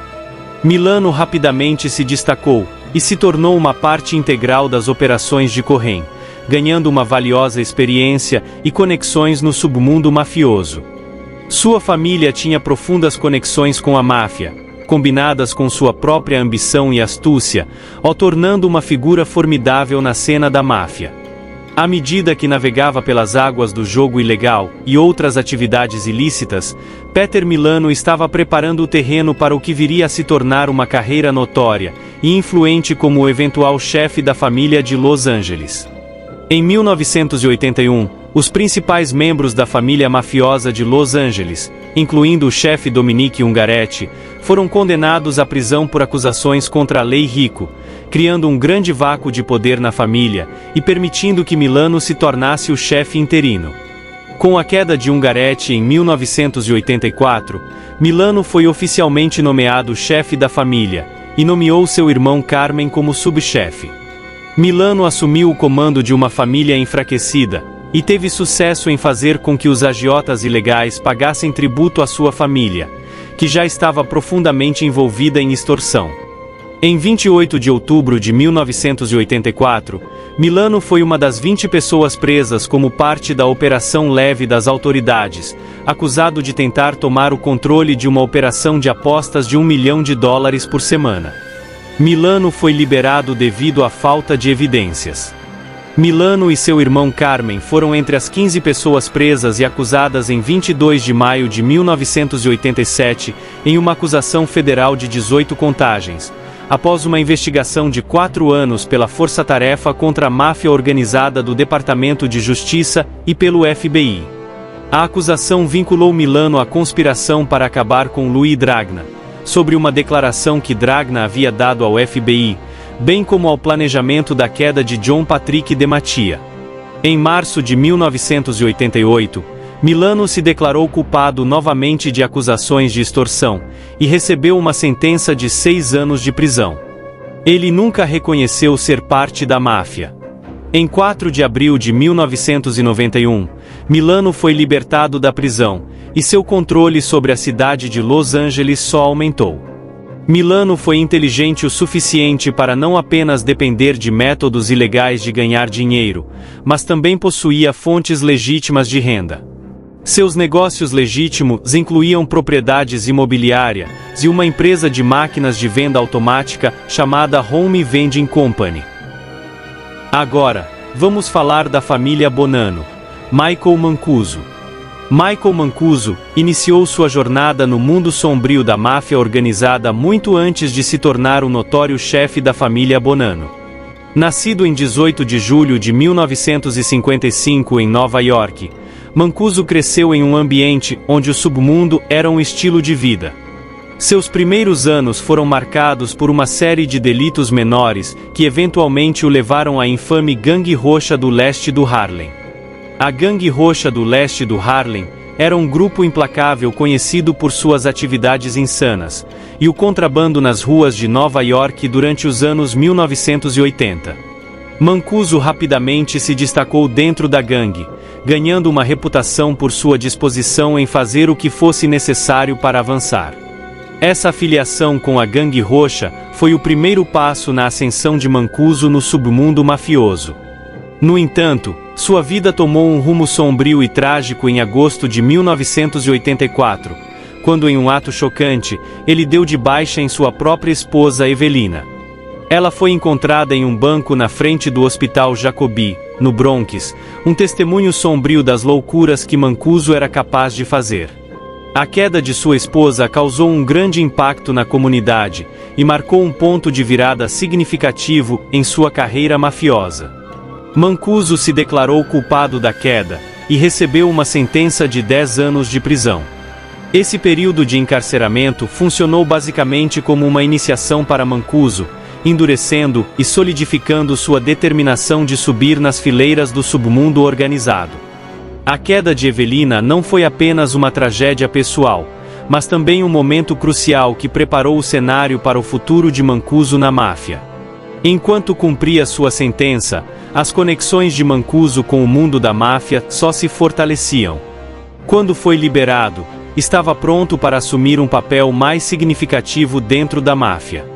Sua vida inicial e seu começo nas ruas foram um prelúdio para as operações mais extensas e infames que viriam a definir seu reinado como chefe da família Bonanno em 2004. O chefe interino Vincent Bassiano o promoveu para o cargo de subchefe interino. Em novembro de 2004, Mancuso se tornou chefe interino após a prisão de Bassiano em maio de 2005. Joseph Massino implicou Mancuso na queda de Gerlando Ciaccia em 1999, alegando que um alvo foi colocado sobre ele no início de 2006 por Bassiano. Mais tarde naquele ano, Mancuso foi preso em Las Vegas por ordenar a queda do associado Randolph Pizzolo. Em 30 de novembro de 2004, Mancuso seguiu as ordens do chefe interino preso Vincent Bassiano e organizou a queda de Pizzolo. O delito foi realizado pelo soldado Anthony Aiello, e em 6 de agosto de 2008, Mancuso e Aiello se declararam culpados pela queda de Pizzolo. O juiz condenou Mancuso a 15 anos de prisão e Aiello a 30 anos de prisão pela queda de Pizzolo em junho de 2013. Enquanto estava preso pelos últimos 5 anos, Mancuso foi escolhido como o novo chefe oficial da família, e tem controlado os assuntos da família desde então através de seus associados no Bronx e do subchefe Thomas Di Fiore. Agora, a família patriarca, Carmen D'Annunzio. A ascensão de Carmen D'Annunzio dentro da família mafiosa patriarca é uma história de ambição, estratégia e perseverança. Nascido em 1958, D'Annunzio cresceu no extremo norte de Boston, conhecido por sua forte comunidade ítalo-estadunidense e suas profundas conexões com o submundo organizado. Desde jovem, D'Annunzio foi exposto ao mundo da máfia, e não demorou para começar a se destacar no submundo. Os primeiros anos de D'Annunzio na máfia foram marcados por suas atividades mafiosas de baixo nível, começando com extorsão e agiotagem. Com o tempo, ganhou a confiança e o respeito dos membros mais graduados da família patriarca. Seu apelido, o Homem do Queijo, veio de sua propriedade de uma loja de queijos no extremo norte de Boston, que servia como fachada para suas atividades ilícitas. Esse negócio aparentemente inofensivo permitiu a D'Annunzio operar sob o radar enquanto construía seu império mafioso. Na década de 1990, a reputação de D'Annunzio dentro da família começou a crescer. Ele se tornou um homem feito, um marco significativo na carreira de qualquer mafioso. A introdução formal na máfia significava que D'Annunzio havia provado sua lealdade e valor para a família. Como homem feito, ele fazia parte do círculo interno e tinha o apoio e proteção de toda a organização. A ascensão de D'Annunzio através das fileiras não foi sem desafios.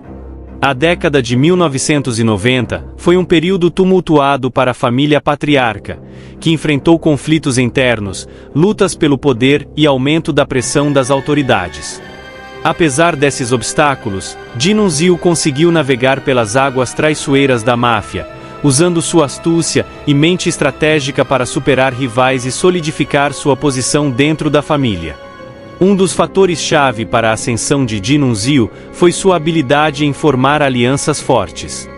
Ele cultivou relacionamentos com figuras influentes dentro da família patriarca e outras organizações mafiosas. Essas alianças forneceram o suporte e os recursos necessários para sua ascensão. O charme e o carisma de D'Annunzio também desempenharam um papel crucial em conquistar aliados e ganhar a confiança de seus superiores. Em 2008, as atividades mafiosas de D'Annunzio chamaram a atenção das autoridades. Ele foi indiciado por suborno e extorsão, acusado de tentar subornar um agente do FBI disfarçado como um funcionário do Estado para garantir uma licitação para um lucrativo projeto de construção. Apesar das graves acusações, a influência de Dinunzio dentro da família permanece forte. Ele foi condenado a 6 anos de prisão federal, mas mesmo atrás das grades, continuou a exercer poder e controle sobre a família patriarca. Após sua liberação em 2015, Dinunzio não perdeu tempo em reafirmar sua autoridade. A família havia enfrentado numerosos desafios durante seu encarceramento, incluindo aumento da fiscalização das autoridades e conflitos internos. O retorno de Dinunzio trouxe uma sensação de estabilidade e direção para a família. Seu estilo de liderança, caracterizado por uma combinação de tradições antigas da máfia e táticas mafiosas modernas, ressoou tanto com membros veteranos quanto com a nova geração de mafiosos. A capacidade de Dinunzio de se adaptar ao cenário em evolução do submundo organizado foi um fator-chave para seu sucesso. Ele reconheceu a importância de abraçar novas tecnologias e diversificar os empreendimentos mafiosos da família. Sob sua liderança, a família patriarca expandiu suas operações para a internet, roubo de identidades e outras fraudes digitais. Essa mudança permitiu à família se manter à frente das autoridades e gerar novas fontes de receita. Agora, falarei da família Lucchesi de Nova Jersey. Joseph Perna. Joseph Perna, nascido em uma família com profundas raízes no submundo organizado, foi preparado desde jovem para assumir um papel de liderança. Seu pai, Ralph Perna, era um capo proeminente na célula de Nova Jersey da família Lucchesi, e Joseph, junto com seus irmãos John e Ralph, estava destinado a seguir seus passos. A família Lucchesi, uma das infames 5 famílias que dominam o submundo organizado na cidade de Nova York, tem uma longa e notável história. Fundada na década de 1920, a família esteve envolvida em diversas atividades ilegais, incluindo extorsão, jogos de azar, contrabando e quedas. A célula de Nova Jersey, liderada pela família Perna, desempenhou um papel crucial na expansão das operações da família para além de Nova York, estabelecendo uma base muito sólida. A ascensão de Joseph dentro da família Lucchesi foi marcada por sua participação nas extensas operações de jogo da organização. O jogo sempre foi um empreendimento lucrativo para a máfia organizada, e a família Lucchesi não foi exceção. Eles administravam uma rede sofisticada de apostas esportivas ilegais e jogos de pôquer de alto risco, gerando milhões de dólares em receita.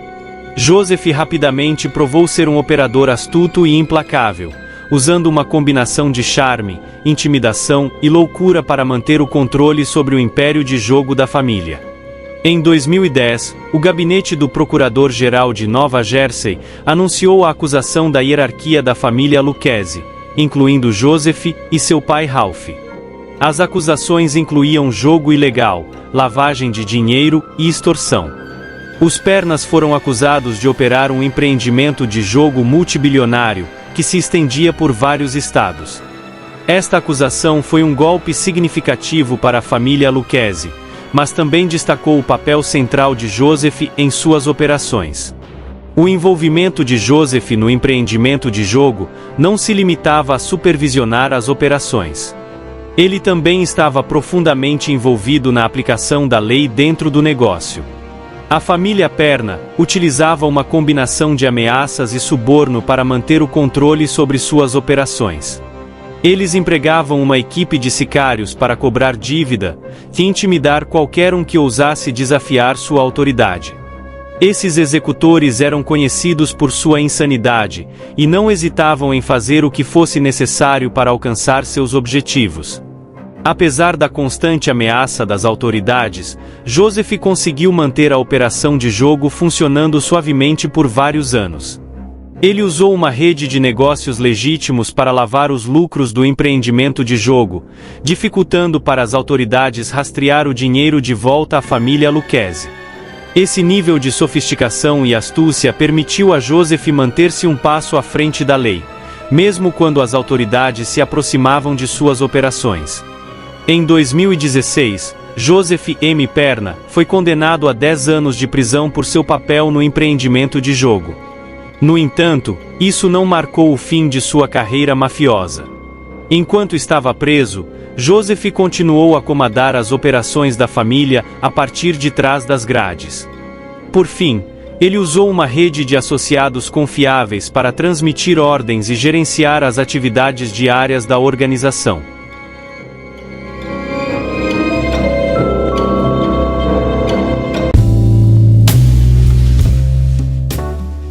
Salve família! Chegamos ao fim de nossa jornada pelo mundo dos maiores chefões da máfia atual nos Estados Unidos. Vimos como esses líderes secretos, apesar das mudanças no cenário do submundo e das intensas investigações das autoridades, continuam a dominar o submundo com uma combinação de astúcia, poder e influência. Através de suas operações sofisticadas e suas estratégias implacáveis, esses chefões mostram que a máfia ainda tem um papel significativo no mundo moderno, adaptando-se às novas realidades enquanto mantém sua força. Mas lembre-se, a luta contra as organizações mafiosas é contínua e cheia de desafios, com os agentes da lei e as autoridades sempre um passo atrás, tentando decifrar e desmantelar essas redes complexas. Se você gostou deste mergulho profundo no universo dos chefões mafiosos, não se esqueça de curtir o vídeo e se inscrever no canal para mais conteúdos exclusivos sobre o submundo. Deixe seu comentário abaixo sobre qual líder mafioso você achou mais impressionante e o que mais gostaria de saber sobre a máfia organizada. Obrigado por assistir. Até a próxima.